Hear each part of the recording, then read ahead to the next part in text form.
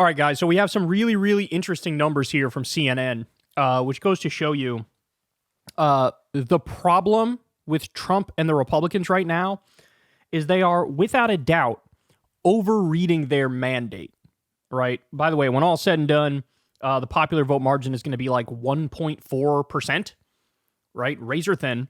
And you're going to see that some of the things that Trump considers a top priority is not remotely what the public wants. So let's watch this, then we'll break it down.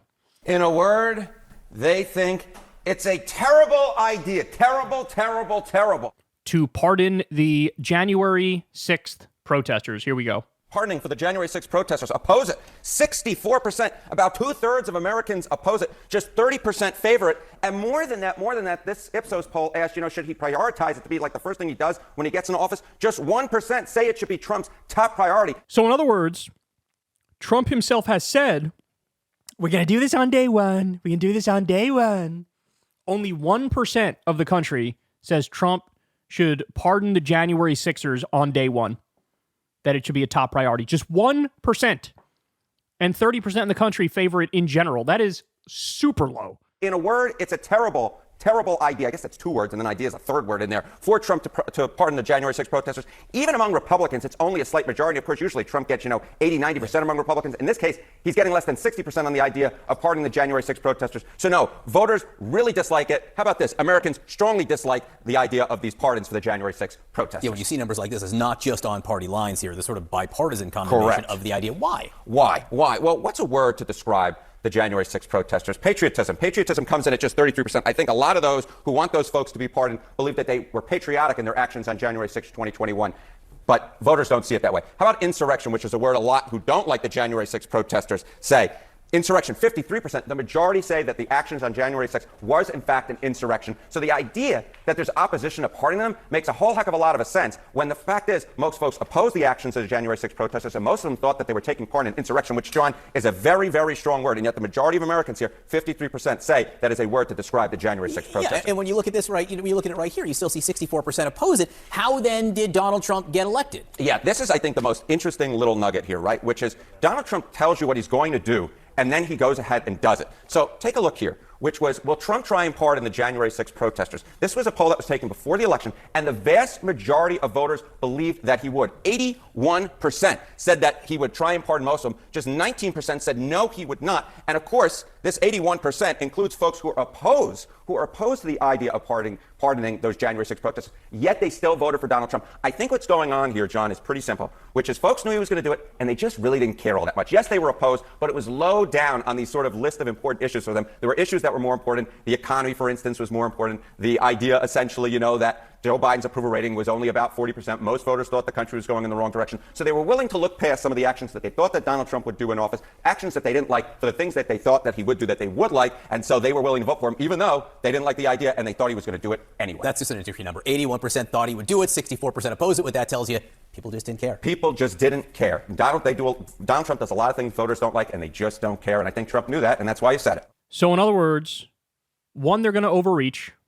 And two, despite what Democrats think, there's actually a mandate for you to fight. There's a mandate for you to fight.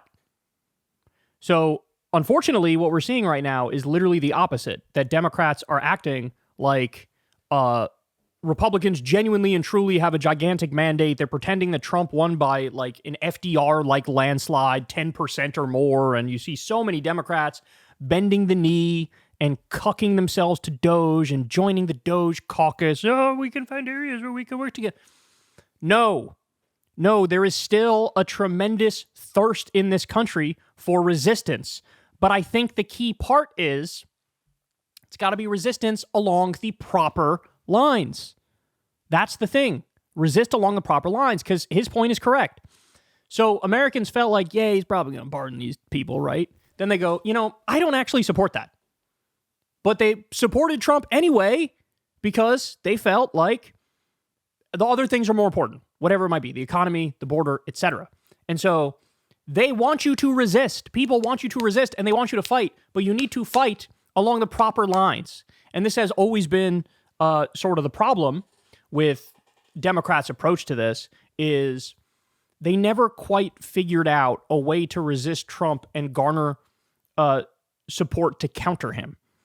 So, in other words, you need your own bold agenda. You need your own list of priorities that land with the American people. And we just haven't seen that. So for Trump, I mean, you guys know this. His whole thing was immigration. You know, it's border, blame immigrants, blame trans people for all your problems, and something, I'll make the price of eggs go down. That was sort of the gist of it, and he would hammer that home over and over and over and over and over. And for the Democrats, there wasn't a counter narrative, right? Trump has a villain. Trump has a good guy. In his mind, the villain are the immigrants, and they're the reason why your life sucks. You have to counter that with the reality. The reality is it is the billionaires who are screwing you over. It's the corporations who are screwing you over. It's the donor class. They've bought our government. They've rigged it. That's why the government doesn't represent you and it represents them. And so attack Trump on the proper lines. The proper lines are this dude appointed more Wall Street executives and billionaires than any other government in U.S. history, compared only to himself in 2016, where he also packed it with a record number of Wall Street executives and billionaires. And so, guys, they're walking on eggshells and they really feel like he has a mandate. And I don't know how else to say this, but that will lead to further obliteration, right? It's funny because I see even more of a thirst for resistance this time around, and I see less of it being delivered. We got to be ready, man. We got to have our ducks in a row. We got to dot our I's and cross our T's. We got to be ready to fight. He's going to do horrible thing after horrible thing. He's going to do authoritarian thing after authoritarian thing. He's going to do horrific economic policy after horrific economic policy. And you need to be there to point it out, fight it, and counter it with the truth. So as I've pointed out, you guys have heard a million arguments against Trump, but people don't talk enough about, hey, he cut taxes for the wealthy and corporations and not you. He did it for them and not you, his buddies, not your family. He ran as the anti-outsourcing guy in 2016 and outsourced 200,000 jobs and lied to your face about it. Lied about protecting the carrier factory jobs. Within a year, all those jobs were gone anyway, and that company robbed the taxpayers. So you got double screwed on that front.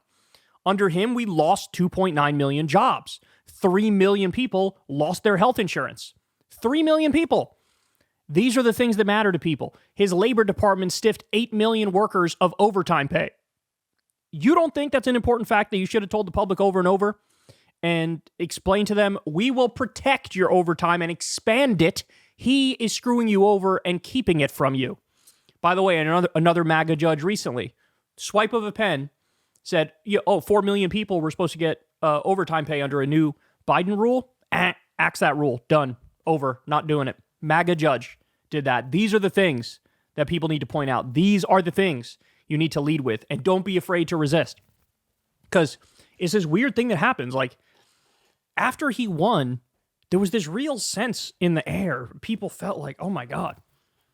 So I guess, like, people just want him and his platform and his ideology. And I don't know how you can walk away from this election feeling that way when he was ranting about Arnold Palmer's dick. I don't know how you can lying about immigrants eating cats and dogs. Totally incoherent half the time. Bragging about, I'm going to deploy the U.S. military against our own people. Do you think that stuff was the stuff that got him elected? Fuck no. He says things all the time that people don't like. But they overlooked it for, hey, maybe at least he'll bring some semblance of change. It's your job to point out he's not going to change anything. To the extent he does change anything, it's going to be to give his billionaire buddies more money, more wealth, more power. And you need to be there to stop that. You need to be there to resist that. You need to be there to provide a counter vision to say, this is exactly the wrong direction. You guys voted for a revolution, but you got a revolutionary conservative, which is going to take us further in the wrong direction. So I think that was good analysis here from CNN. Very interesting. This is yet another example of an area where Americans disagreed with Trump, but Trump still won. So what does that mean? That means Democrats should not be doing what they're doing, which is genuflecting at his altar and pretending he does have a mandate and trying to find ways to work with him. No. Resist, fight, stand up, have a backbone, believe in something, deliver your narrative, deliver your policies, and don't give up. Politics actually matters. The substance actually matters. Changing stuff for people's life matters.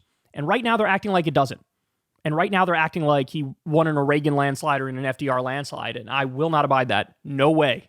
Gotta set the record straight. Hey, y'all, do me a favor and like and subscribe. It helps out big time in the algorithm. Click the bell as well for notifications when videos drop, and watch that video on screen right now.